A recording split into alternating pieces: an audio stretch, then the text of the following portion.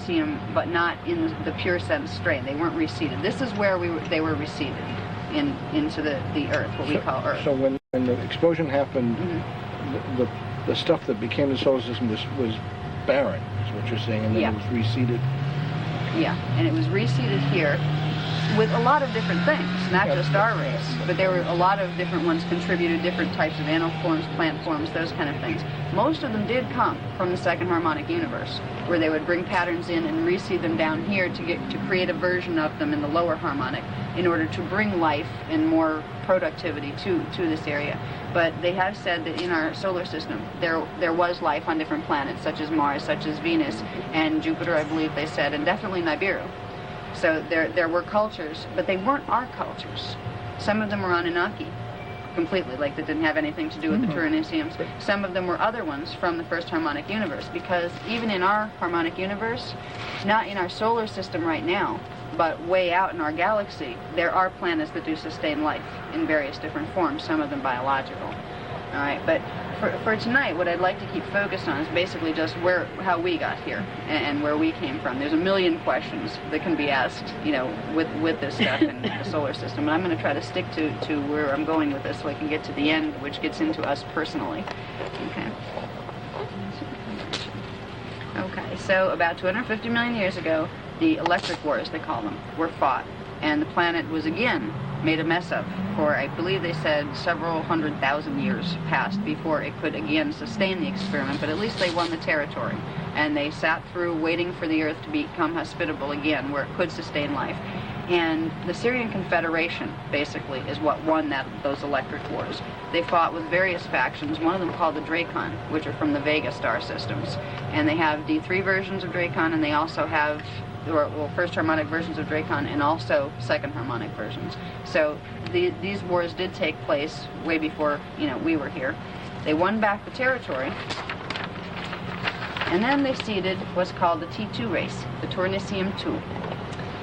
That's us. Turnissium 2 were the 12 tribes, or what are considered the 12 tribes of the human race. About 2,500,000 years ago, they were brought here and reseeded on the planet. They were created from the Turnissium 1 pure strain genetic code. They took that 12-strand DNA that the Turnissium 1s from harmonic 2 had. They broke it into 12 different pieces, and then they polarized each to make 2 strands. It created 12 separate tribes of beings, which all came out of one primary race, which were the Turnissium 1 from the harmonic 2 universe. Okay. The 12 strands were separated and polarized, and the polarization is what gave us genderization. And this is where our Adam and Eve stories, what they're really trying to explain to us in very metaphorical terms, was how we were created. I mean, we get this story of being created out of Adam's rib and all of those things. What they were really cloaking in those stories was the fact that at one point we were not gender polarized. And in the beginning of life on our planet here, planet Earth, when our Turnissium 2 race was seeded here, we, Adam and Eve, were thus created out of the one primary strand of DNA. So you have 12 tribes, each with one strand of DNA, polarize the DNA, and you have 2 genders operating through each of the 12 tribes. Okay. Right, the purpose of the 12 tribes was to evolve over a long period of time in the first harmonic universe, to reassemble, slowly reassemble through the gene pool and through the progression of races and evolution over very large expanses of time. We were supposed to grow back into the 12-strand prototype that we had come out of. This was not going to happen quickly. This was going to be millions of years of evolution that we had to go through here before we could get to that point. We were kept under very close eye by the Elohim, and we were messed with by the Anunnaki. They decided, we'd rather use them as like kind of slave labor and that kind of thing. So the Anunnaki and the Elohim had a falling out. The Elohim tried to protect us, but they wouldn't let us evolve too quickly because they didn't want to create another mess like that was created in the second harmonic universe. So we were actually repressed in a lot of ways. they did something. Our gene code started to evolve, and it started to evolve rapidly. We started to build a lot of those, put together a lot of the separated gene codes that were in the original 12 strand. And they took out, the Elohim took out of our gene codes certain key elements that would allow other gene codes to plug in. They didn't remove them completely. They took them out of the operating DNA strands and they put them in to I believe, the nucleus of the cell. Our scientists call them junk DNA. They're little particles of what resemble DNA, and they just seem to be there. That's our missing memory. It is our missing DNA. It's not missing. It's just unplugged. The Elohim were the primary force that created this distortion. It's a genetic mutation that was done to us on purpose to make us evolve less quickly, because they were very, very concerned. They watched us again in our race since we were seeded on this planet. Again, certain parts of us went into animal digression. We interbred with animals, some parts of us, and distorted the gene code again. So we were creating distortions in the gene code. The Elohim did not want to see that distortion added to the acceleration and building back into the 12th strand, because God knows what it would create. It would create some kind of very powerful possible monster. So they unplugged us in order to try to rebalance and purify the genetic strain. They didn't do it in a real fair way, though. They had certain favorites that had certain of the Turanicium 2 races, the 12 tribes, had more of the Lyran strain of the Turanicium gene codes within them. They favored the Lyrans because they were the founders, and the Elohim were very close to the Lyrans. So they weren't really fair to a lot of the other 12 tribes that didn't contain, that didn't carry more of the Lyran strain. So a lot of there's information coming out now in our times through some communicated, not my channeled material or anything like that, but other people's channel material, that the Elohim were actually a negative extraterrestrial force. They were, but they weren't. We would not still be alive today if they hadn't been here, because they kept our gene code alive when we almost digressed this time through animal interbreeding to the point where we would have completely negated ourselves again. So they did keep us going, but they have repressed our evolution to some degree, out of protection for the rest of the universe, basically. And they are trying to help us now. They are willing to communicate. They are willing to help us understand the process. But they have a very strident set of spiritual rules before they will allow certain things to happen. And they are a force to contend with. People, a lot of times in our world, don't realize these beings are real. They seem like mythological creatures from our ancient history. Our ancient history sometimes knew more about what was taking place in the second harmonic universe. They knew it existed, and we don't know that yet. So the stories, sometimes it's good to listen to some of the old stories about the Elohim and the other things, because they are real, and they're describing real extraterrestrial races from Harmonic 2 that are still influencing us today. Okay, let's see. Okay, so basically, we were put here to evolve over a long period of time. Through this process, all of the souls that fell, this was the fall of man, we fell from Terra down into this system, we would be able to evolve back up into the second harmonic universe, back into our proverbial heaven, where we had come from. This was done in a way where the 12 tribes were broken into what's called 7 root races. Okay? These root races would not appear all at the same time on the planet. First one would come, and then the next one that had a higher genetic code would come, and then the next one with a higher genetic code. And it would progress until the highest, the 7th, would finally come, and that would have the ability to embody the full 12 strands of DNA. All right? There were 7 root races, and there were 5 what they call cloistered races. The cloistered races, and they haven't given me the names of all of these, only one. The cloistered races were special in that they were allowed to hold within their genetic code the whole pattern of what they call the silicate matrix, the 12-strand DNA pattern. So at any time when these 7 root races were evolving, there would be at least the presence of one cloistered race that would keep alive in the gene pool the full 12-strand DNA pattern. They were guardians. The cloistered races were appointed as guardians of the original prototype, and they would appear within each phase of development. There are races today among us who carry the silicate matrix. Okay? Now, each of us carry some part of the silicate matrix, because the silicate matrix is basically the Tyrannissium-1 genetic strain. Each of us carry some part of it. But the ones who are of cloistered families, of genetic lines, will carry more portions of it. Very few people on the planet right now carry all of it, but some are very close. Okay? The 7 root races. Now, these are names that several of the guardian groups call them different things, which is not useful to me because it makes it more complicated. They said that these names were used elsewhere, so go ahead and use those rather than try to translate some of their more strange-sounding names.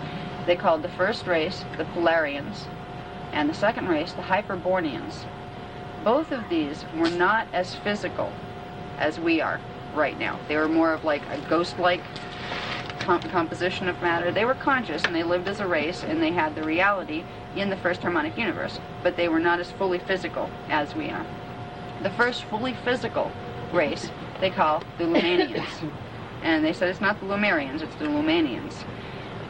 They existed for a period of time here on the planet, and they didn't give me the dates. They've just given me this material, so I don't have a lot of the technical data on dates and where they were and all that. But these were the first ones to appear out of the reseeding of the Tyrannissium-1 race. When the 12 tribes were seeded, this was the first physical race to appear on this planet. And they evolved for many thousands of years, I believe. The next root race were the Atlanteans. Now they call them these because on Terra there was a place, I believe it was called Lumia and Atlantia, and that's where these strains came out of. The first root race carried a stronger version of the genetic codes from the Lumia Terra strain, and then the Atlanteans carried the Atlantean one. So there's a connection to these root races and the races of Tyrannissium that had been on Terra. Alright, the 5th root race is called the Aryans. They didn't tell me why it's called that, and it's not the Aryans as Hitler described it. It has nothing to do with that. It is who we are now, all of us. And every race that's on the planet now is part of the Aryan root race. And we represent the 5th stage in the processing of the 7 root races on the planet. We technically have 2 more to go as souls, which means most of us would experience reincarnation within the 6th root race and then in the 7th in order to build into our consciousness the full 12 codes that would allow us to remanifest ourselves within the 2nd harmonic universe. But there are shortcuts, and that's what we're going to get into tonight. We don't necessarily have to evolve. It would probably take, they said, about 20,000 years to go through these other 2 root races as a species. It will take the species that long. There are things happening with the planet that may cut the experiment short. So they're teaching us how to accelerate this process. So we do get a chance to evolve back into what we once were, Tyrannissium. Okay, they call them the Maruvians. These are just beginning to come into being here. There are humans that are carrying what they're calling Maruvian codes within their gene structures. They will have a bit more easy access to things we call psychic abilities, to strange abilities that seem superhuman compared to us. The souls that are able to hold that kind of gene code are just starting to come in. Some of them are being born now as babies and that kind of stuff.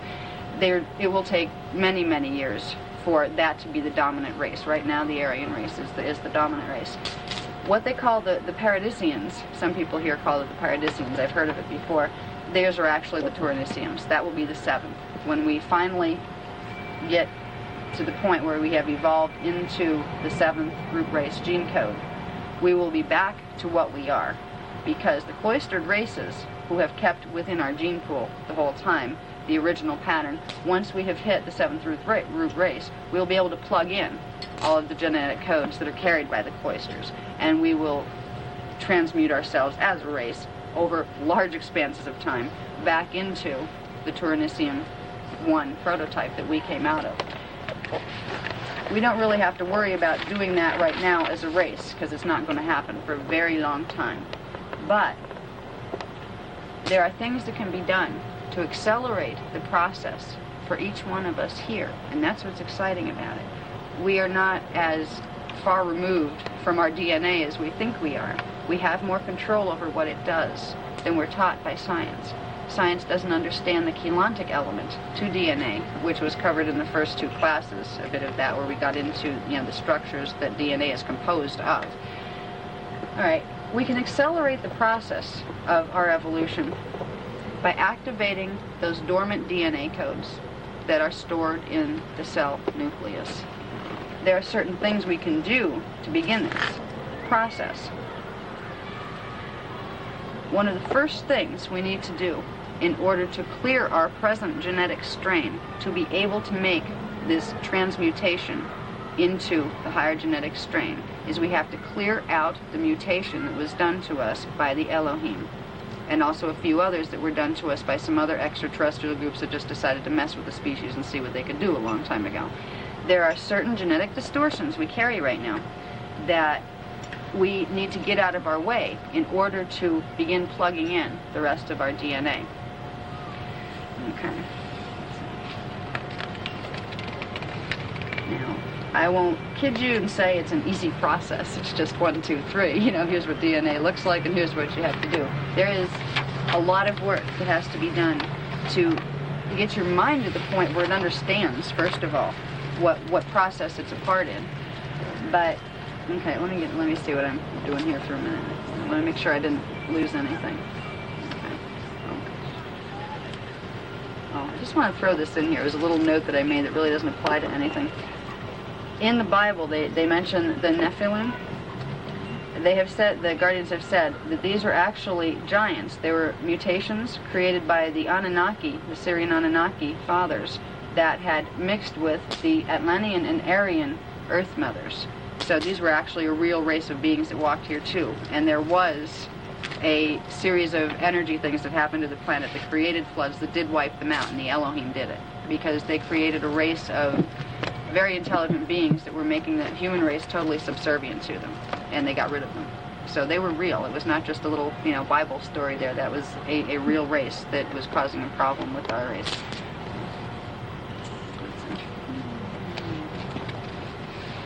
Okay, to begin the process of understanding what plugging in DNA is about and what accelerating your evolution is about, you really cannot do this without discovering a part of yourself called your higher self.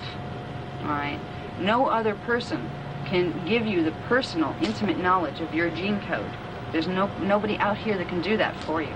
You have to find that through the portion of yourself that's called your higher self. Now, a lot of people say, well, great, I probably have one. What is it? What is it? Where does it live? Am I my higher self? Sometimes we are. This little chart will hopefully give you some idea of the levels of personal identity and where the higher self is located in relation to the rest of us. Okay? All right, right here, I have a chart of the 15-dimensional scale. I just did it square this time. Okay? We have the first harmonic universe here, dimensions 1, 2, and 3. Second harmonic, and I just stacked them easy so it would be easy to show in the diagram. They actually have that flip in there that I covered before. So I just stacked them 1, 2, 3, 4 all the way through 15. So we have first harmonic universe, second, third, fourth, and fifth. All right, here we are down in the first harmonic universe. We have our subatomic and molecular components in the first dimensional frequency bands. They're composed of the first dimensional frequency bands. Okay, we have our more complex elemental units that form our bodies, the water in our bodies, the molecules that compose our bodies. They are formed of energy patterns that are part of the D2, second dimensional frequency bands. Then we have our mental awareness, which is actually a quantity of energy that's attached to the other two quantities of energy that is focused within the frequency bands of the third dimension. Okay? Now, it's a little hard to see because this isn't really big enough, but each dimension is further broken down into 4 primary frequency bands. So each one of these, 1, 2, 3, all the way up to 15, there are 4 primary frequency bands in each one of those dimensions. There is an ultra-low frequency, a low frequency, a high frequency, and an ultra-high frequency band. They're bands of energy pulsation. Right now, our consciousness is stationed within the mid-range, between the low and high frequency bands. we perceive within this perceptual field. We will perceive the unified field of things that exist within these frequency bands. We won't see as physical matter anything that exists above them.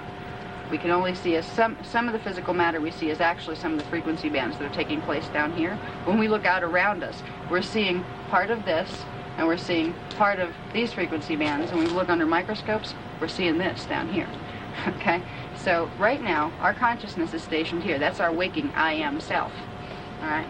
Our higher self is not just, some people say our higher self is our soul and all that. Not really. Our higher self is a bridge between our soul and our conscious identity. Our higher self is the part of our consciousness that, as we speak, is stationed within the ultra-high frequency bands of the third dimension. And it creates a bridge between what's called the astral level of awareness, which is the fourth dimensional aspect of our identity. For we have an aspect of our identity, a part of our energy pattern and our consciousness exists within each one of these 15 dimensions. And the process of our personal evolution is the process of bringing more and more of these higher dimensional aspects of ourselves and our identity into our body and into focus in physicality. So our first step is learning to work with the higher self, because the higher self will help you do a lot of things. All right, it holds a lot of information. It holds the information about your gene codes, and it also has access to the information of the soul levels. If we look at the levels of personality, we covered this a little bit in the second class, but I'll go over it real quick here.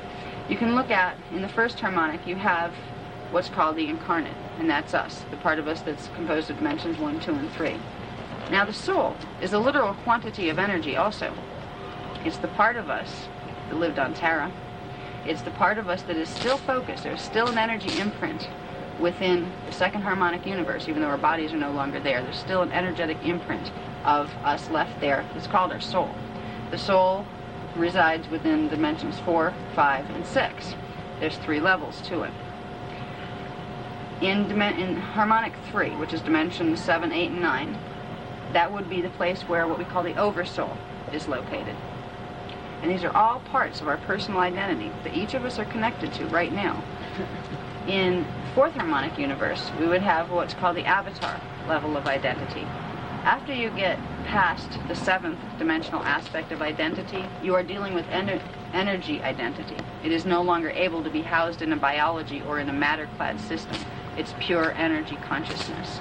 It would appear as a blazing sun if you were to be able to see it from here. So our avatar level of identity is in the 4th harmonic universe, and what they call our rishi level of identity is in the 5th harmonic universe.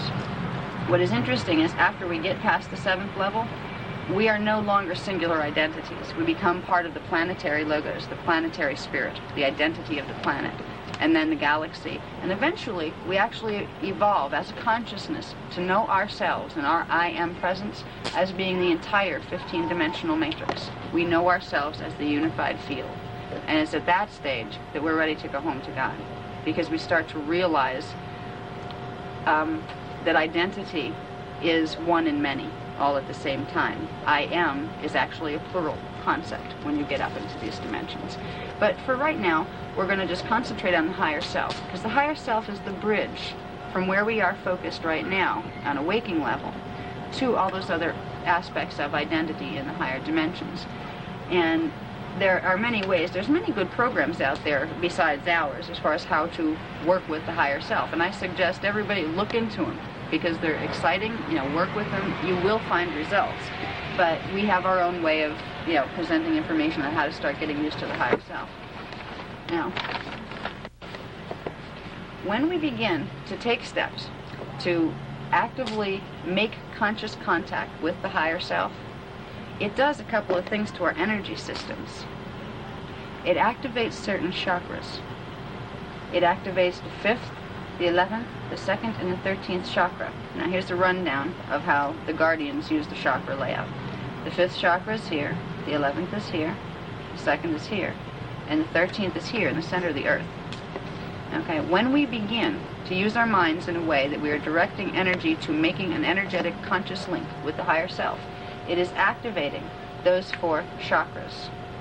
When those 4 chakras activate in synchronization, they begin the reverse mutation process. So without having to understand all about our DNA and what part means what. If we begin to actively make a bridge where we learn to channel our higher selves consciously, where we can learn to dialogue with it, where we can learn to put ourselves in that state and bring that state into our body, it will automatically activate these chakra centers, and that will automatically start dismantling the genetic stop the Elohim put on us a long time ago, which will allow us, once we remove that, once we activate these energy centers, it will naturally start the rebuilding of the DNA process. So working with the higher self is much easier than trying to figure out your DNA and what parts belong to who and how do I do this. The higher self will tell you at your level of awareness what is right for you to do next with this process. It's a part of your identity. When you're dealing with higher self, I can put myself in that state of consciousness sometimes, and it's me. It's not like channeling somebody different. It's me, but it's me at a level of peace, awareness, perspective, cognition that, boy, I wish I had on a daily basis. I look forward to the point where I become my higher self and I can embody that, because you can do that. You can learn to work with your higher self until you integrate that level of identity with your own identity here. When you get to that point, it will change your sleeping patterns. You will find that you need less sleep. You will find that there's less of a distance between your waking focus and your dreaming focus. You will find the ability to start doing conscious astral projection become much easier. These are all the things that when you start working with your higher self that will happen. But the first stage in working with the higher self, and I think we're going to take a little break before I finish it, because there's some exercises I would like to introduce. It is important to understand the concept of channeling. Okay, and I'm not talking about channeling strange beings from outer space. Okay, a lot of us like to do that and some of us don't. But channeling is a very misunderstood concept in this world. It's not about esoteric philosophies and strange beings that might hurt you. Channeling is the innate ability that we have as human beings to read energy signatures. Everything around us right now is composed of energy units called particae, which we got into in the first class. Just knowing that all of this is energy, if you close your eyes and pretend you don't see the shapes and the forms, you'll get a feel there that you can still feel it around you. You can feel the people, maybe not see the shapes, but you feel it. You are feeling the energy fields around you. When people channel, whether they're channeling a plant, because you can channel plants, or channel, they're laughing at me, or if you're channeling some great being from the stars, you're doing the same thing when you're channeling. You are bringing an energy signature into your energy signature, and it is interacting with your energy signature, and it is translating through your neurological structure into language and image patterns that are familiar to your biology. You're taking energy transmissions and translating them into linear language and perception. That is what channeling is about. It's nothing scary. It's nothing, God forbids, it's nothing bad. A lot of people try to make it this big bad thing. It can get you in trouble if you don't know how to use it. Because if you don't know what energy you're bringing into yourself, yes, you can cause yourself some trauma. And anyone that teaches channeling or reading of energy signatures will teach you how to protect your energy fields from doing that. And it's just awareness. It's not that there's big bad things that are going to get you. It's just being aware of your own energy fields and being responsible for what you will allow into them and what you will not. So when we get back into this, I'm going to teach you a little bit. You're probably going to think I'm very silly. I'm going to do a couple exercises with you that are geared toward just getting you used to, first of all, sensing subtle energy, turning your mind into a direction. We usually just don't think about doing this, of sensing subtle energy patterns. We're used to thinking about, I see this and this means this. If we learn to use our thoughts in a different way, we can learn to sense those energies that we can't see. And as we learn to sense the energy of objects and things here, this will teach us the skills neurologically that we need to begin sensing the different levels of our higher self. We will learn to channel our higher self the more we learn to sense energy, the more we learn to translate energy through our bodies. So for now, I think we better go in before we get rained on. You can take a short break, and then we can, continue with the exercises inside. There's 5 little exercises I'd like to do, and then we'll wrap it up for the evening. It's not going to rain. It's just... Okay, and now that we're back from break, we're going to go into the last phase of the class here. I'm not going to run it too long because a lot of people seem to express being tired or that they want, had to go places this evening. So I'm going to do a couple energy sensing exercises. These exercises are being brought to you in order to help you to begin sensing subtle energy fields.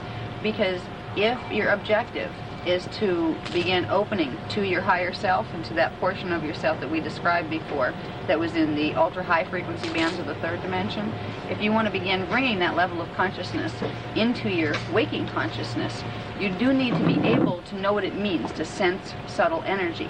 Because at first, when you begin to bring that part of your awareness in, there are sensations in your body that will take place, but they will be very subtle. What you are doing is you are bringing higher frequency energy into the body structure and into your neurological structure.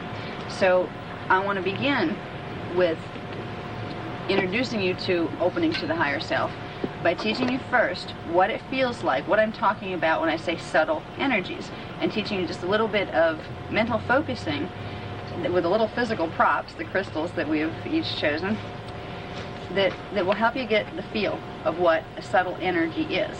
What we're going to do in the first exercise is we have each selected 2 crystals. They're all of different types, and every person chose one as they felt like they wanted to pick that particular set of crystals.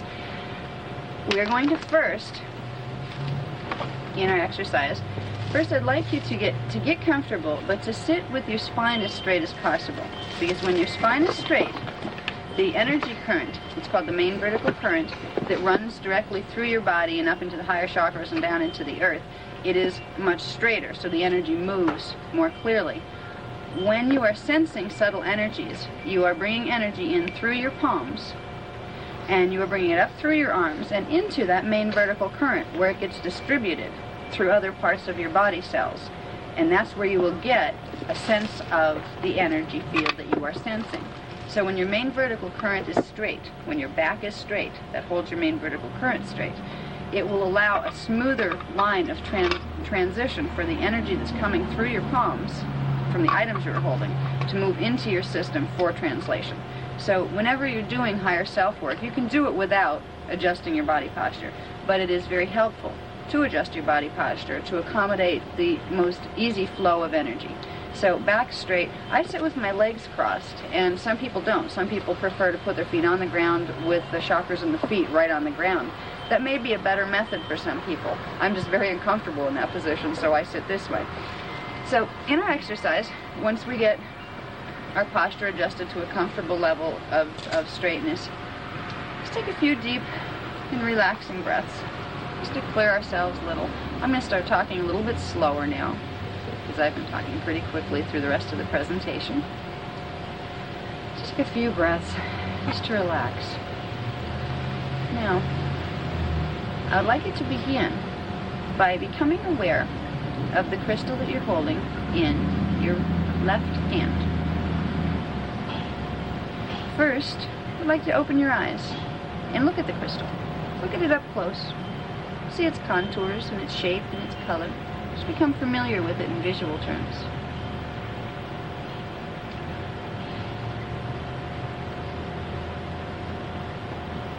Once you've looked at it for a minute or two, then I would like you to close your hand around it, your left hand around it, loosely, where you're not squeezing it, because when you squeeze it, you'll deaden some of the sensing of the energy. You'll make it so your nerve endings are overstimulated where they won't pick up the more subtle impressions of the energy. And hold it loosely in your left hand.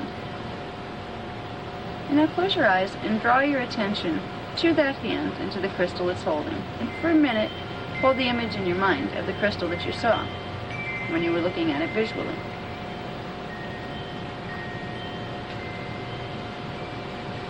Breathe deeply. Now imagine a current of energy moving from the middle of your brain, right behind your eyes, right around where your sixth chakra would be. Stream of white light moving down through your main vertical current that runs through the center of your body, down to the center of your breast area, then detouring over to the left and down the left arm, down into the left hand. Picture that line of white energy, creating an energy field around the crystal that you are holding. Try to feel the reality of this energy image that you just created, for you did create an image in energy. You created an energy signature that you have now wrapped around the energy signature of which the crystal is composed.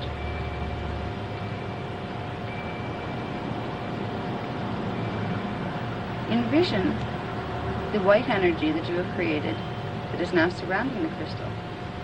Envision this energy moving itself into the crystal, moving it through the crystal. Every molecule in the crystal is becoming imbued with this white energy that you have created. See the white light moving through the crystal and inward, until the crystal seems to be floating within the substance of the energy field you have created. You have now linked the energy field of your own main vertical current with the energy signature of the crystal object. For a moment or two, breathe in deeply, and when you inhale, imagine that you are pulling with you the entire energy signature of the crystal. You are taking the white light you had created and the crystal which is now contained within it. Visualize it moving up your arm, through your palm and then up your arm as you inhale, and bring it into the center of your body, right around the breast area, in the area of the heart chakra. Visualize the crystal there, within the center of the heart chakra. Now, from the crystal's position within the heart chakra, push out the energy field that you have made and expand the pattern of the crystal's energy through every cell in your body. You are sending the cells and the molecules and the DNA within the cells an impression of the energy signature that you are trying to read.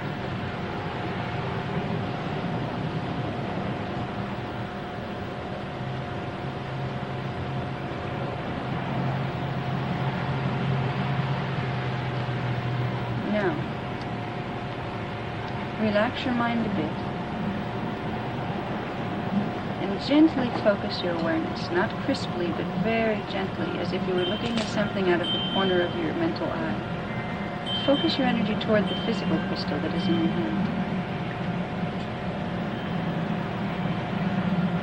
Try to feel the energy, the reality of its energy field. It is unique. Every item that you will ever pick up in your hand is unique from every other. It has its own very special energy signature. Feel the energy of the energy signature vibrating in your palm. Let it come to you. Become aware of the subtle energy field that sits in your hand with the object. Feel the weight of the object sitting upon your palm. Feel the texture of the object as it rests against your skin. Is it rough or smooth? Is it cool or warm? Become aware of these sensations. It may be necessary to slow your mind down a little, to focus on, I will now notice temperature. I will now notice texture. When you slow your mind down and point it at observing specific qualities, you will get a more accurate reading of the energy signature that you are trying to understand. So for a moment now, be with the crystal that you hold in your left hand. Try to feel its reality as strongly as you can. Try to feel yourself as part of it, and it is part of you. It will become more real to you as you do so. We may not have time this evening to reach the level of awareness in which you would begin to feel the merging of your energy field and that of the crystal. For sometimes it takes time to train the mind to loosen itself and loosen its focus in this way. But for now, just become aware of the sensation of the crystal. You may feel heat radiating from it. Some of you may feel coolness radiating from it. It depends on the crystal that you hold.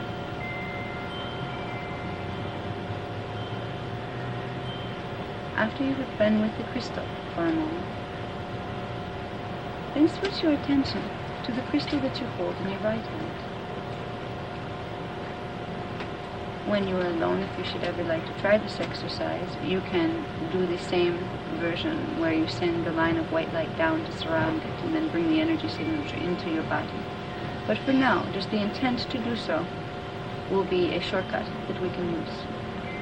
We will focus on just the feel of the crystal in your right hand. Feel its weight, feel its texture, feel its temperature. Feel if there is a fuzziness of energy that you might feel around it, for most crystals do emanate such a fuzziness of feel. Be with the crystal in your right hand for a moment.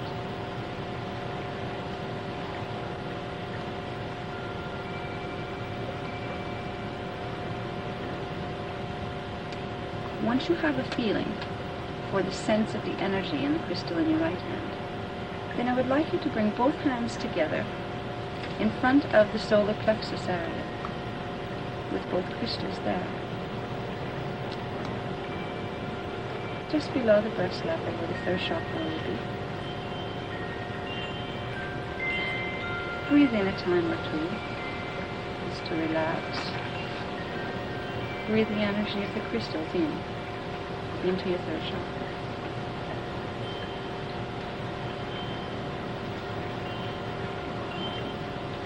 Now rest your hands comfortably, wherever is comfortable for you, but preferably with the crystals close together. Try to feel the difference now between the energy signatures of the crystal in your left hand and of that in your right hand, where there will be a distinct difference, but it may take you a bit of time to be able to detect that difference. First you may notice weight. One feels heavier than the other. Then you may notice temperature. One is warmer or cooler than the other. What I would like you to focus your attention on identifying, after you have identified temperature and weight, is the sense of energy movement. There will be a slight tingling, maybe ever so slight if you are not used to this and sensitized to this.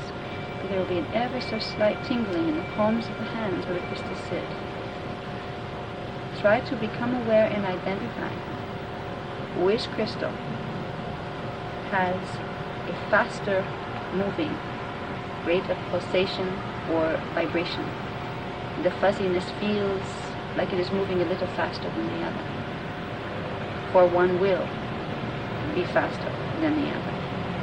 No two crystals have the same movement rate of their energy fields.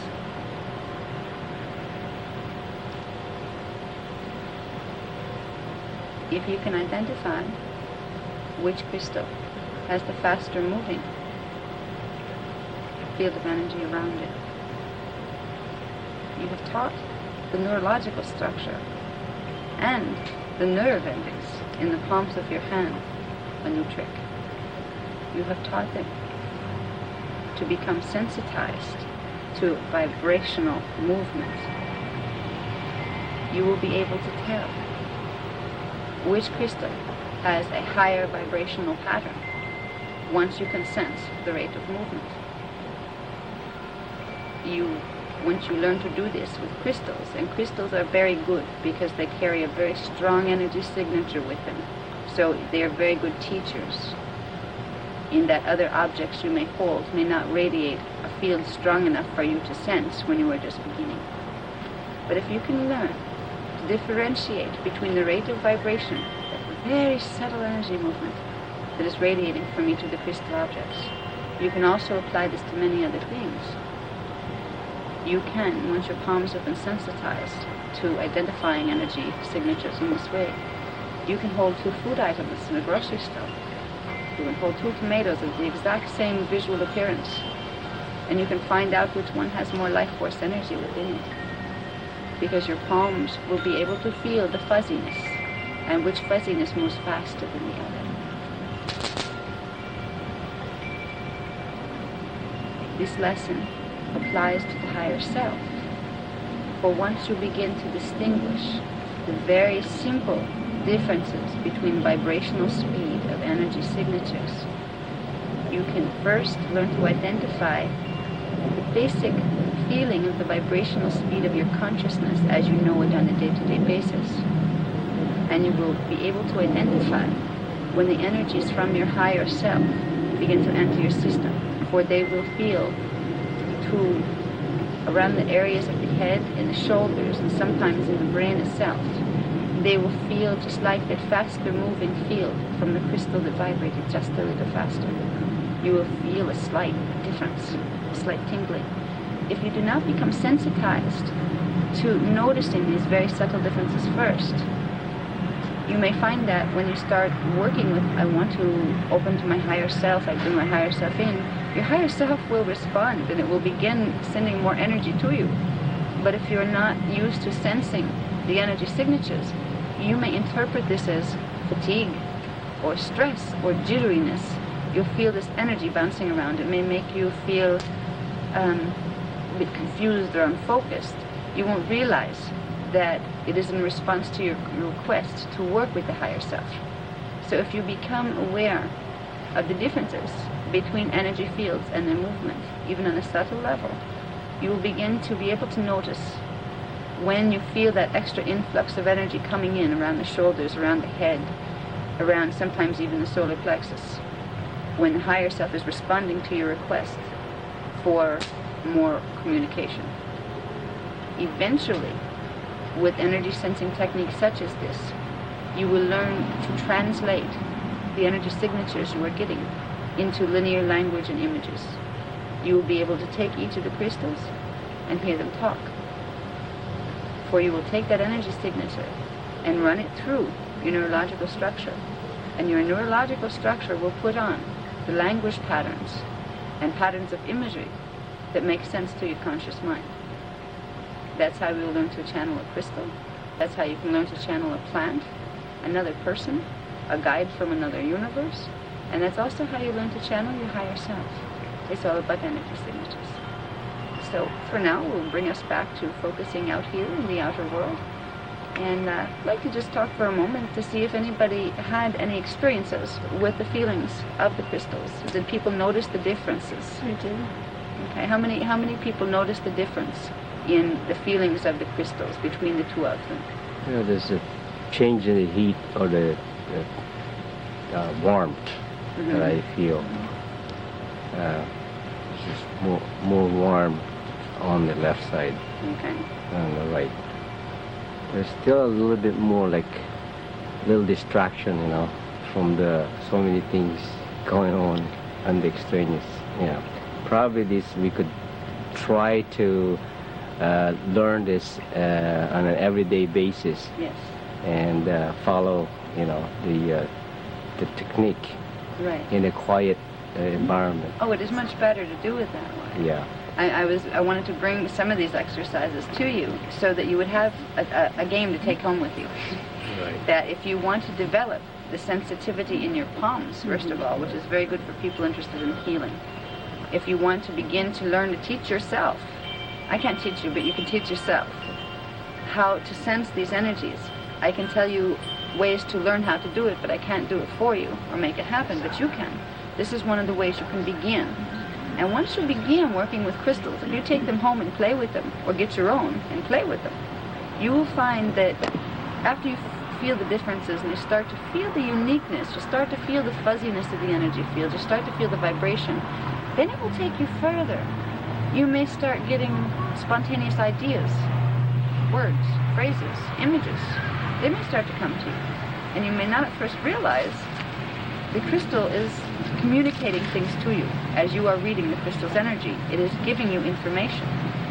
When I first encountered crystals, I didn't know that this could be done. I didn't know that they could talk. Well, they can. Anything with an energy signature has something to say. And whether or not we can hear it depends on whether we can translate that energy signature through our neurological structure into a language pattern that makes sense to us.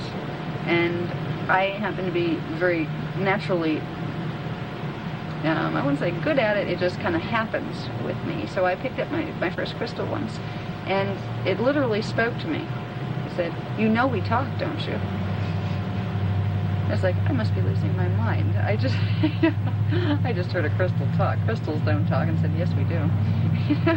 And I understand now, it was my consciousness and my higher self moving itself through the energy pattern of the crystal and bringing some of the reality of the crystal's consciousness into words that I would understand. The crystals, which we don't realize usually, are aware of us, just like we're aware of them, in a different way, but they perceive energy signatures too. Everything does. The plants are aware of us, we're aware of them. But most of us don't think about, yeah, they know we're here too. They're sensing us while we're sensing them. But there are many, many wonderful things that you can learn, and that things like crystals will help you to learn when you're working with your higher self.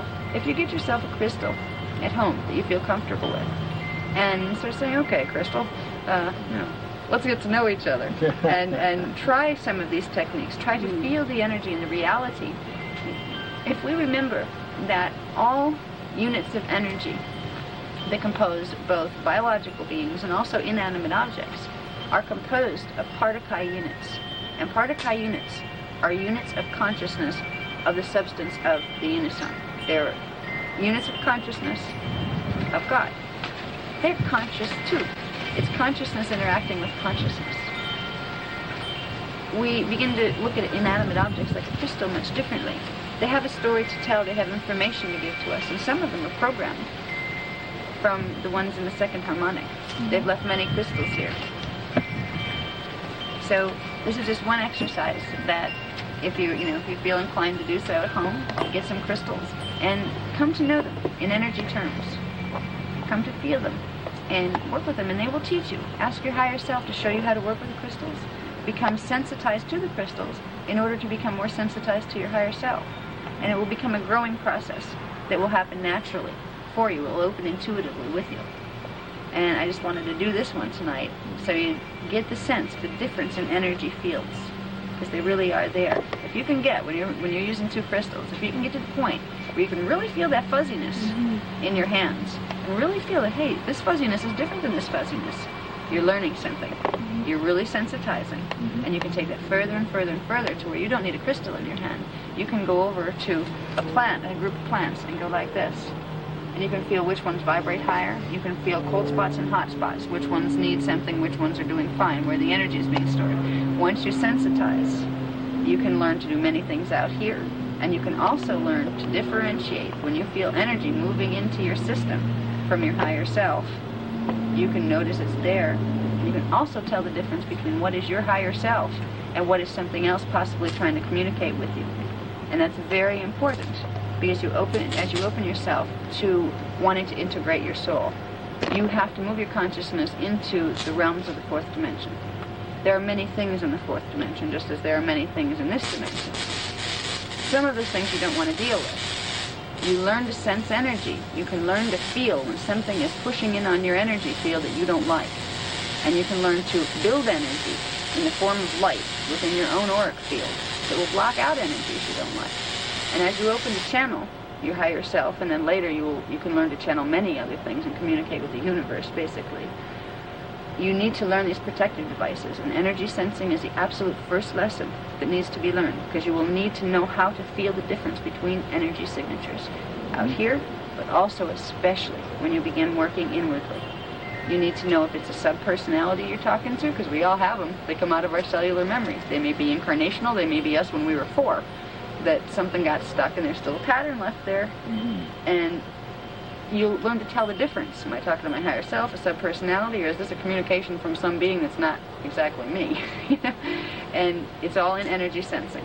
So this is just one exercise you can use to begin the process. There are many good schools of thought out there that will help you learn those processes. But I would just stress that becoming aware of the need to learn that is one of the most important things you can do for yourselves in your own spiritual growth.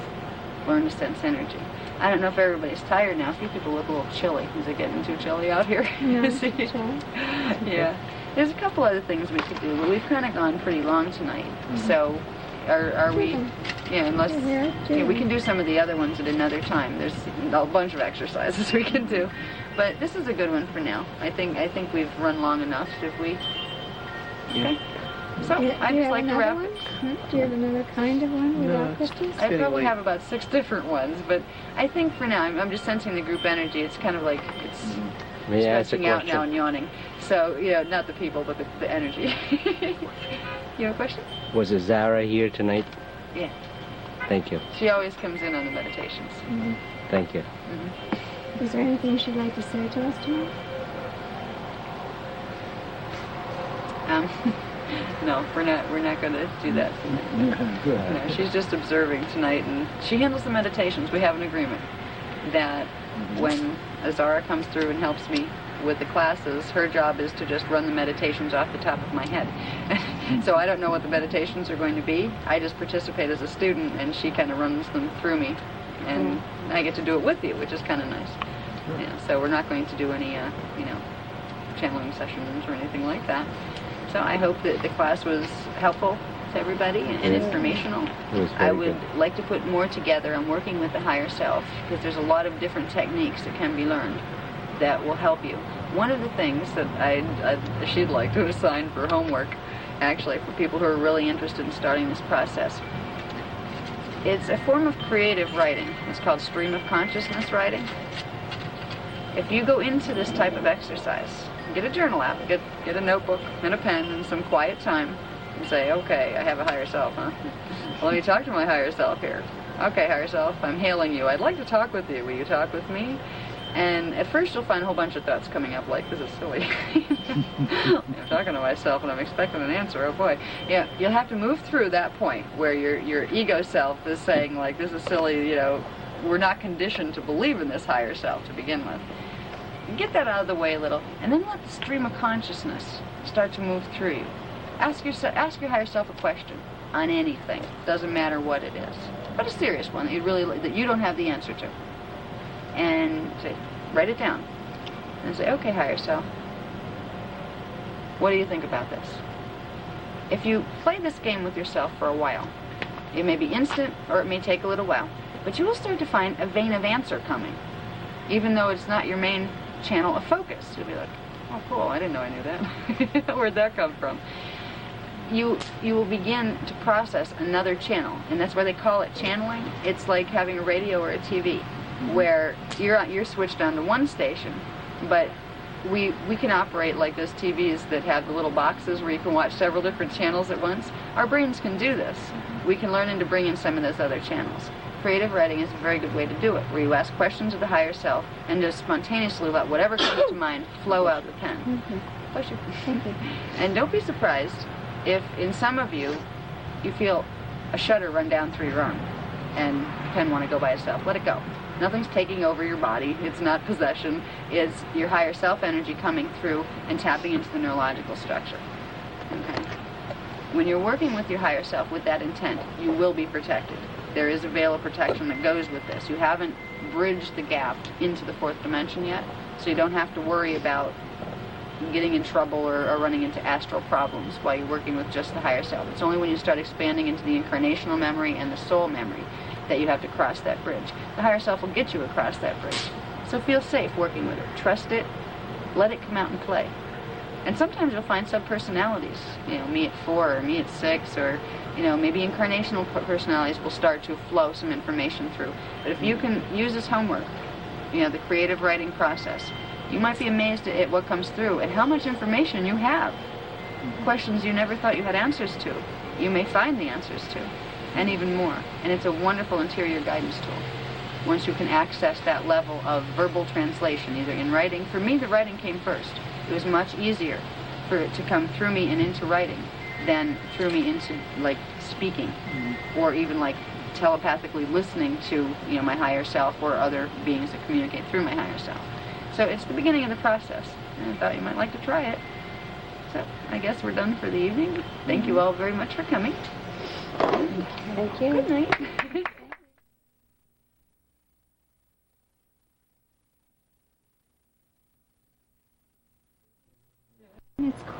quiet tonight. The last time we filmed, there was so much noise. The traffic was going up and down. It's really quiet tonight. Okay, all set. Let's see what I started.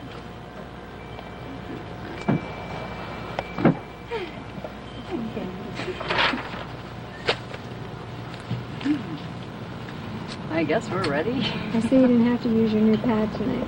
No, I limited Don't myself. read without the box of some of those Markers. contracts. Yeah, I hope I can present this in some kind of intelligent format here, because it's a tremendous amount of information, and to analyze it in 3 days and get it summarized is a little bit much. So I'll do my best with it. And I hope I can get the meeting across there. And people aren't seated yet. Can we wait till they're seated? Sure. Wait a second. Hold it. Ribbon, hold it. Kyle? What? Remember what I said? Okay. Well, thank you all for coming this evening. This evening I would like to present some information to you that is very, very new. It was given to me about 3 days ago, and in order for me to convey to you the importance of the message that was given to me, I need to take you through some history on certain things that have appeared now and then in our mythological stories and things that have emerged within our history that nobody really knew if they were real or not or what they represented. I was given information recently that made sense of a lot of things for me, and I'm hoping that by the end of this presentation I can get that meaning across to you, at least in a small way, so you can understand the significance of the information that has been given. Okay, in the last class we got into a little bit about the very early history of our lineage, and that no, we didn't come out of apes, that we had started our evolution on a planet called Terra about 560 million years ago, and Terra was located in something called Harmonic Universe 2.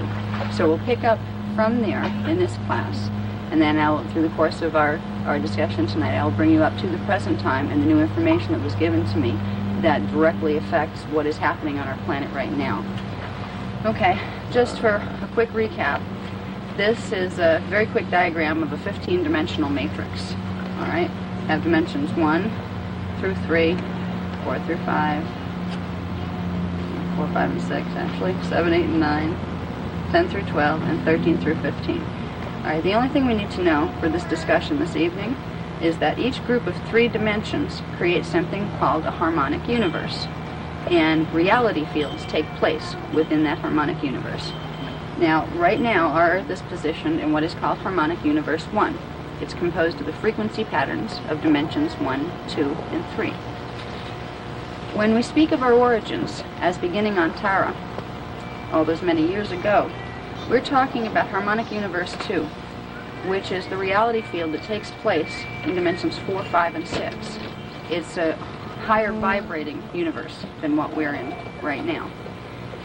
What we are going to get into tonight is what our relationship is to that planet Terra that's in the second harmonic universe, and how our planet Earth ended up down here in the first place. For we need to understand those things if we are going to understand the significance of certain other material.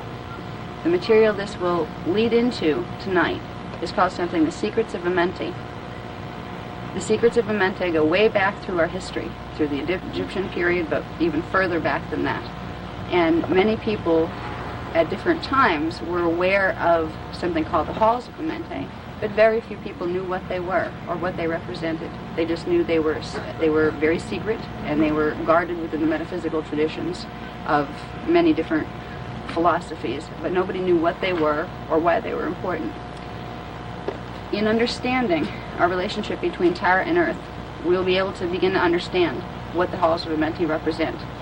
And in order to understand the significance of the information I was just given,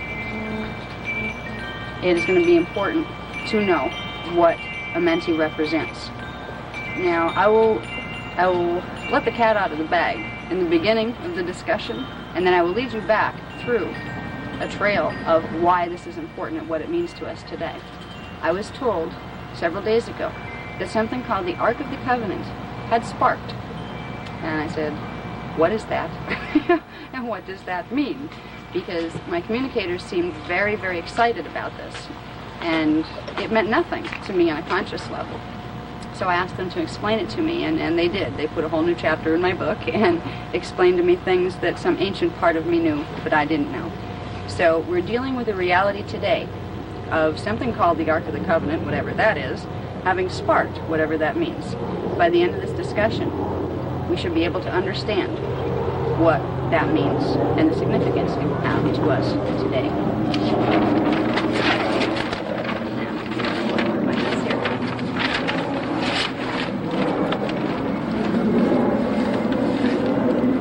Do a real quick run on history here. We covered a little bit of this before in the last class, but I'll just start there and work our way up. About 560 million years ago, on the planet Terra, the second harmonic universe, a race called the Tournisians were seeded by a large group of intergalactic beings from the harmonic 2 universe and also from the higher harmonic universes. There are 5.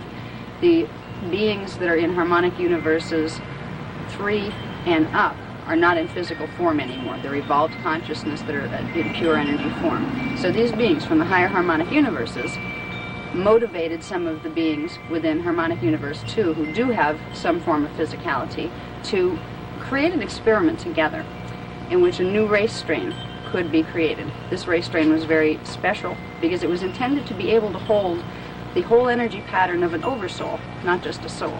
So the Tournisian strain were created to be guardians of the planet Terra, and they were created, biologically speaking, in a way that would allow them to hold much more energy than most other races could. So all these races contributed their genetic imprint to the Tournisian strain. Okay, they evolved for quite a while on Terra. They were originally seeded, and this is right into our mythology here, our Christian story. They were seeded into a place. It was a continent that was called Eden. E/D-E-N. It was not Eden, it was Eden. That was the name of a continent that was on Terra at this time. So the race was seeded in there, and that's where our stories of the Garden of Eden come from. That's the garden they were referring to. It was on Terra. All right. Now, the Terran races evolved for about 8 million years, doing quite well. There were 12 sub-races within the racial strain, and they all carried the 12-strand DNA package. They were gods compared to us. They didn't reproduce like we do. They reproduced by fission or budding, where they could just replicate by combining energy fields. It was an awesome type of existence to be a Tournisian. They didn't die. They didn't have to. If their consciousness became bored with being in a body, they would simply demanifest it and leave.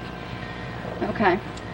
About 8 million years after they had evolved into very, very sophisticated cultures on Terra, there were interactions from other stellar groups from Harmonic Universe 2. They would visit, and they had an open stellar community, just like we have a lot of cities where lots of people pass through.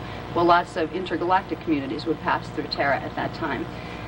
By 8 million years ago, they started to digress because their gene codes got mixed with the gene codes of some of the other star people that they weren't originally intended to blend with. And because of the digression that occurred, certain separations occurred between, not only within the genetic code, but also between the belief systems of the people. And 2 primary groups began to faction out of the Tournisians. One were called the Alanians, and the other were called the Lumians. And they both coexisted on the continent of Eden, creating a culture called Alania and Lumia. The Alanians became, because of their more exaggerated intermixing with stellar groups, became much more aggressive than the Lumians. And they began to dominate the Lumians and make it very uncomfortable for them to be there. They also began to use technologies that were drawing energy from the core of Terra and using it in ways that was not in harmony with planetary physics.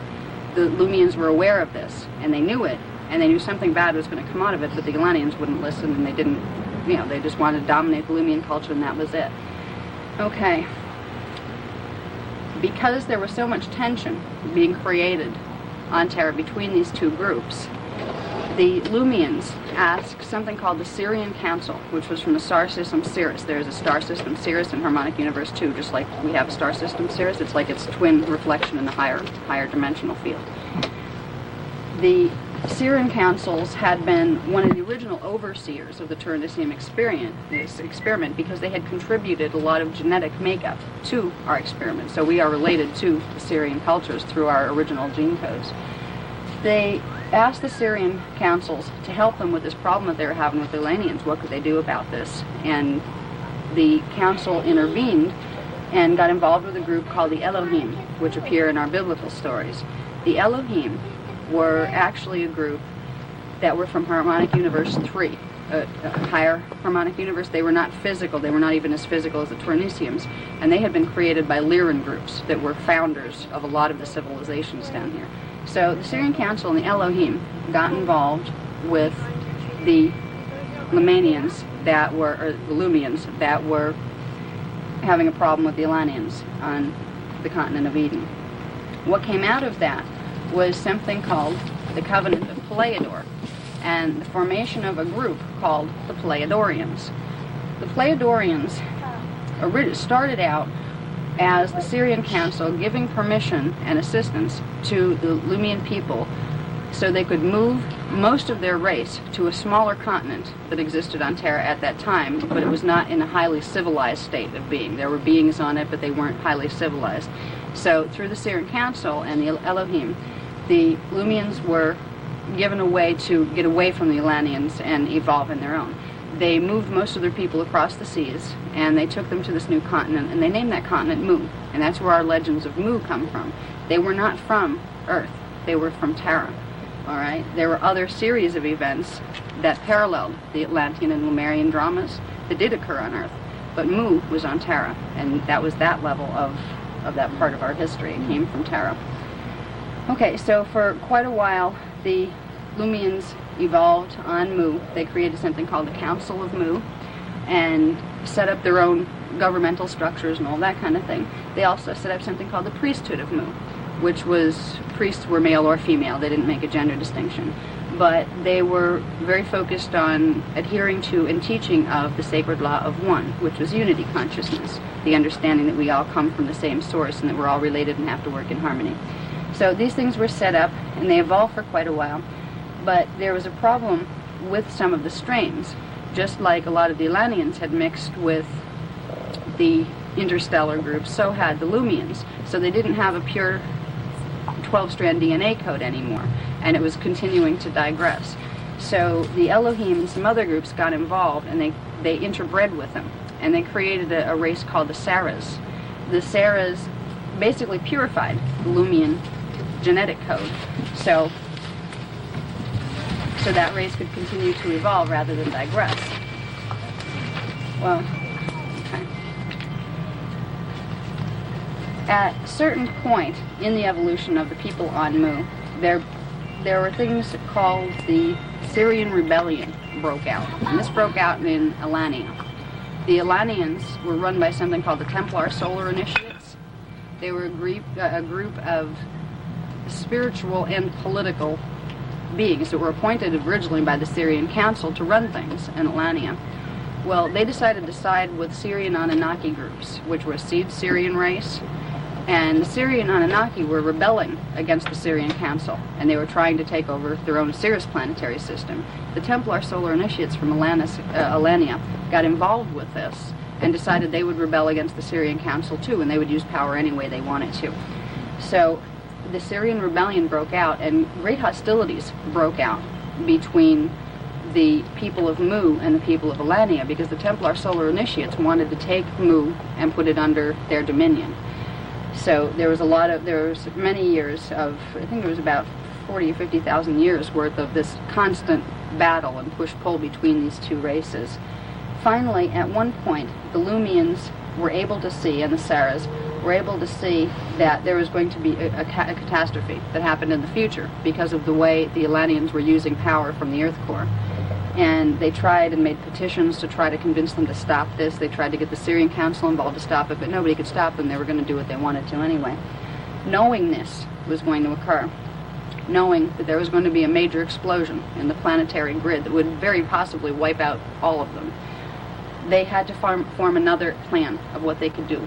So the Lumians and the Saras and the Elohim and the Syrian Council and a number of other ET races that were sympathetic to this cause, including the Pleiadians from Harmonic Universe 2, got involved in something called the Covenant of Pleiador. This was a rescue mission that was designed before a rescue needed to be. They knew the event was going to occur, so they devised, before the event occurred on Terra, they devised a plan by which the souls that were lost, the people who were killed in this explosion of the grid, whose vibrational rate would fall and their soul essence would fragment into pieces all over the place down in the Harmonic Universe 1, they knew this would happen. And they knew they would have to be able to bring those souls back up, or they would be stuck in Harmonic Universe 1 from now until eternity. So that was part of the reason why they formed the Covenant of Pleiador, was to allow those souls that got trapped in time in the first Harmonic Universe following the explosion on Terra to evolve. But there was also another reason for the formation of it, and it gets into the physics of planetary grid structures. If you have a planet that is in, say, Harmonic 2, and part of that grid blows off, what that means is part of the morphogenetic field, the form-holding pattern for that planet, has been ripped away. In the case of Terra, the parts of the morphogenetic field that got ripped away ended up in Harmonic 1 universe. Once they emerged there, they separated into 12 different pieces and began to pull energy to them. It's a process called accretion, and they formed planetary bodies. They formed their own little solar system down in Harmonic 1 universe. But that left Terra without a portion of its morphogenetic field. Now, I won't get too much into the structure of how the harmonic universes relate to each other, but basically, upon entering the 15-dimensional matrix, what is created at the same time will be a morphogenetic field for whole planetary systems in the higher dimensions, and then from dimension 7 down, in the 3 harmonic universes, you will have one version of the planet in the 3rd harmonic universe, another version of it in the 2nd harmonic universe, and another in the 1st harmonic universe. So there's an evolutionary process that takes place here as planets ascend. It's dimensional ascension, and what it means is pulling in frequency into the grid pattern, and a grid pattern is made of chelons, which we talked about before. So anyway, when Terra did finally explode 550 million years ago, and a part of it was blown off, and a part of its morph field was lost, it could not evolve. It was stuck in the tracks of time within Harmonic Universe 2, until the time when it could reassemble those parts of its grid. It had to pull back in the portions of the morphogenetic field that had been lost in the explosion, or it would be stuck in time and it just would not evolve. There are many planets this has happened to, where they are literally stuck. They're called non-ascension planets, where they just stay there, and eventually, I think eventually they implode. I'm not really sure about the physics on that, but there's a process here. An ascension planet is a planet that still has its original energy connection to its morphogenetic field in the higher dimensions, which allows it to be able to ascend. So Terra was an ascension planet until the explosion happened. When the grid exploded and the energies ended up down in Harmonic Universe 1, this plan of rescue, not just for the people, but for the fragments of the morphogenetic field of Terra, had to be set in motion if any of them were going to be able to evolve. The Terrans needed us to evolve in order for them to evolve. So it was a very, very sacred covenant. It was assisted by beings from the highest levels, including the ones up in the dimension 15. There are entity beings up there. They assisted. A group called the Brunel assisted in this process. Also a group from the Galactic Core, which is about as high as you can go before you return to Source. It's out of the dimensionalized system. A group called the Raw Confederacy also helped set up this plan. So a rescue plan was made, and that was titled the Covenant of Pleiador. The Pleiadorians were the beings involved with fulfilling this rescue mission and this contract. Okay. Now, part of the process of the Covenant of Pleiador required the seeding, or the reseeding, of the morphogenetic field for the Tyrannissium race back onto Earth. So after the implosion occurred, they did a number of things that will be discussed in the book that are really too sophisticated for me to get into right now. I don't think I could off the top of my head. But it basically broke down into several stages of evolution. We started out coming here as a group of Pleiadorians, but we did not come here as Pleiadorians in body. We came here in energy essence. The Pleiadorians did something very interesting with the help of the ones from the Metagalactic Core. They were able to transmute the cellular codes in their body, turn themselves into a field of light, and then merge their energy together. And by doing that, they created a morphogenetic field that was composed of all their consciousness. This morphogenetic field became known as something called the Sphere of Amenti. And what it did was hold the whole imprint for the evolution of the Tyrannissium race. What had to be done with the Sphere of Amenti was it had to be placed down into the Earth grid, in the second dimension in Earth, and attached to the morphogenetic field piece that got ripped off from Terra when it blew, because each of our planets ended up with a piece of that morph field.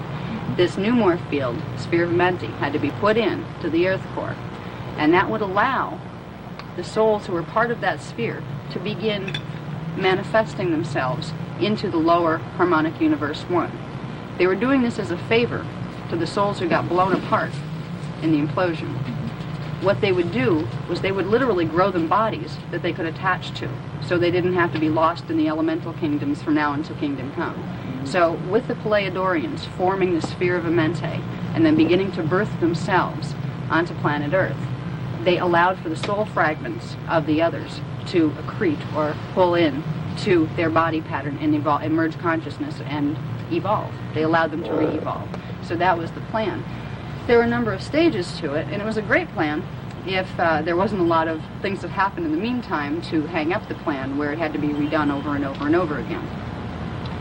Okay. Stage 1 began on Earth about 250 million years ago. And it went up to 25 million years ago. I got a 5 there. Okay. The first phase in this was 5 cloistered races were formed. All right, the morphogenetic field that was composed of the Pleiadorians broke into 5 pieces. And out of those 5 pieces, the energetic pattern, the imprint in energy, was formed for 5 different races that were like smaller parts of what the Pleiadorian Tyrannissium 1 imprint was. So they broke them down into 5 what they called cloistered races. The cloistered races carried among all of them together the whole 12-strand DNA package.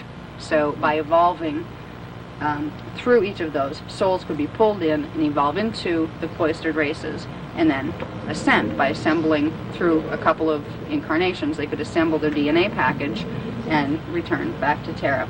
And this was the first step in the plan. And what's interesting was because of the way that universal physics works, which I can't go into now because I probably couldn't explain it, they needed to be seated not on Earth first. They needed to be seated on Earth's anti-particle double.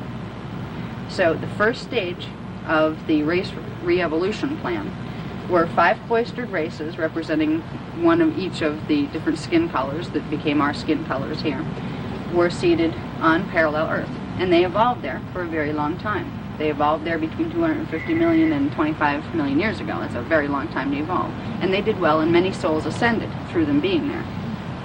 The next stage in the plan started around 25 million years ago and took place between 25 and 20 million years ago. The first 2, what they call root races, were seated. And they were seated on the 7th dimensional version of our planet, which was Gaia. They were more etheric in nature. They didn't have physicality like we do. They were kind of like a ghost. If we looked at them, they would look like ghosts. But they were highly evolved, and they did something very special for us. Each one of the 2 first root races was responsible for bringing into the morphogenetic field 1/2 of the patterns, or the frequency patterns, for the first dimension, which was the first harmonic universe way down there. They grounded the morphogenetic field into matter in the first harmonic universe. So through their evolution, the first strand of DNA was put together. and added into the morphogenetic field, whereby the next strand could be built by the next group of races. Okay. And there's a very strong correlation between DNA strands and dimensions that I may get into this time or not, but it will be in the book.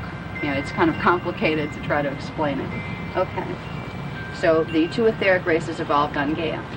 The next stage, stage 3, began about 25 million years ago, around the same time that this was. It was something called the Halls of Amenti.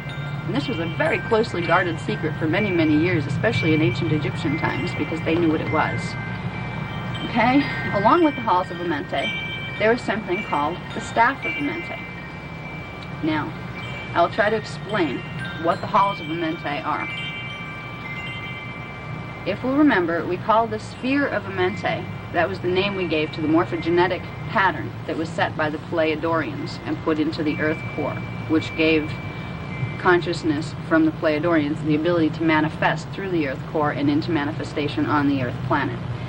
Well, not only did the Sphere of Amenti set the pattern for the races, it also created a connection between our planetary core in D2, second dimension, and the planetary core in Terra in D5.